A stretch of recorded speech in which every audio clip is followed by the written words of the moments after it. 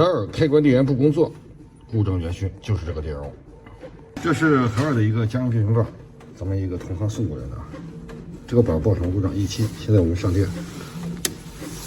上电咱们看一下啊，这个指示灯是300伏的，电源这边不工作啊，灯不亮，说明这个开关电源没有工作。现在我们测量一下电压。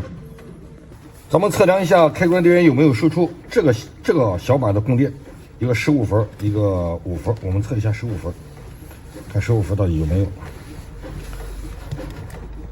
15伏咱们看有跳变电压，那么说明这个电源已经工作了啊。跳变有2种情况，一种是后机油短路，对吧？一种是电源自身的问题。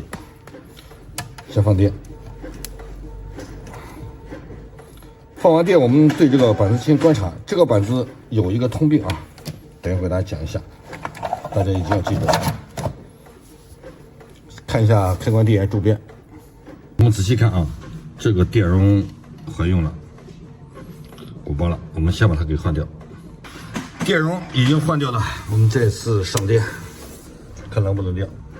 来，兄弟们看一下，电源还是不工作，说明和那个电容就没有关系的。那么在这个板子里边有一个很重要的点，就是这个13电容，这是一个通病啊。电源不工作，90%就是这个13的作怪。电容已经换好，好，我们直接上电。来，兄弟们，稍等。好，主键器已经吸合，咱们的指示灯已经点亮。再测一下我们的电压是否是正常的。来，测一下咱们的15伏电压，来，非常稳定。